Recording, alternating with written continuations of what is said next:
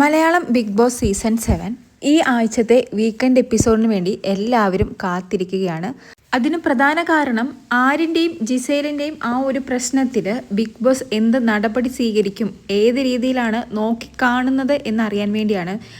ആ ഒരു ഇഷ്യൂവിനെ കുറിച്ച് ഇതുവരെ ബിഗ് ബോസ് ഒരു കാര്യം പോലും സംസാരിച്ചിട്ടില്ല. അതുകൊണ്ട് തന്നെ വീക്കെൻഡ് എപ്പിസോഡിൽ ഈ ഒരു കാര്യം സംസാരിക്കാതെ മുന്നോട്ട് പോകില്ലെന്ന് നമുക്കെല്ലാവർക്കും അറിയാം. ആ ഒരു പ്രശ്നത്തെക്കുറിച്ച് ചോദിക്കാതെ ബിഗ് ബോസിന് മുന്നോട്ട് പോകാനും സാധിക്കില്ല. എല്ലാവരും പ്രോമോയ്ക്ക് വേണ്ടി കാത്തിരിക്കുകയായിരുന്നു. എന്നാൽ ലാലേട്ടൻ്റെ ഒരു ചെറിയ പ്രോമോ വന്നതിൽ നിന്നും മനസ്സിലായത് സദാചാരത്തിൻ്റെ തുലാസുമായി ആൾക്കൂട്ട വിചാരണ എന്ന് പറഞ്ഞാണ് ലാലേട്ടൻ ആ പ്രോമോ തുടങ്ങുന്നത് തന്നെ. സദാചാരമെന്ന് പറഞ്ഞതുകൊണ്ട് തന്നെ ഇത് അനുമോൾക്കിട്ടുള്ള ഒരു പണിയാവാനാണ് സാധ്യത.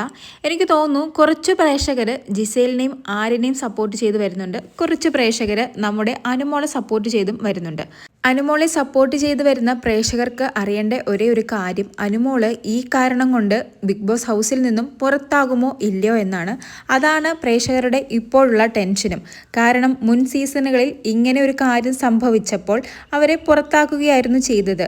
അങ്ങനെ ഒരു നടപടി അനുമോൾക്കെതിരെ ബിഗ് ബോസ് എടുക്കുമോ ഇല്ലയോ എന്നറിയാൻ വേണ്ടിയാണ് എല്ലാവരും വീക്കെൻഡ് എപ്പിസോഡിന് വേണ്ടി കാത്തിരിക്കുന്നത്. പക്ഷേ അത് ഞാൻ നേരത്തെ പറഞ്ഞതുപോലെ തന്നെ ഇത് 100% ബിഗ് ബോസിൻ്റെ തീരുമാനമാണ്. ബിഗ് ബോസിന് ഈ ഒരു പ്രശ്നം ലഘുവായി കാണണമെങ്കിൽ അങ്ങനെ കാണാം, ഇത് ഗൗരവമുള്ളൊരു പ്രശ്നമായി കാണണമെങ്കിൽ അങ്ങനെ കാണാം.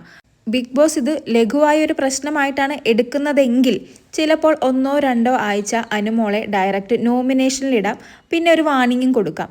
അതുമല്ല ഗൗരവമുള്ളൊരു പ്രശ്നമായിട്ടാണ് എടുക്കുന്നതെങ്കിൽ അനുമോള് പുറത്താവാനുള്ള സാധ്യതകളുണ്ട്. പിന്നെ ലാലേട്ടൻ പ്രോമോയിൽ പറഞ്ഞതുപോലെ ഇത് ശരിക്കും ഒരു വിചാരണ തന്നെയായിരുന്നു. ഈ ഒരു പ്രശ്നം ഡെമോൺസ്ട്രേഷൻ വരെ പോയി എന്നുള്ളതും വളരെ അപമാനകരമായ ഒരു കാര്യമാണ്. എനിക്ക് തോന്നുന്നു ബിഗ് ബോസിൻ്റെ ചരിത്രത്തിൽ തന്നെ ഇത്രയും നാണം കെട്ട ഒരു ദിവസം ഉണ്ടായിരുന്നില്ല.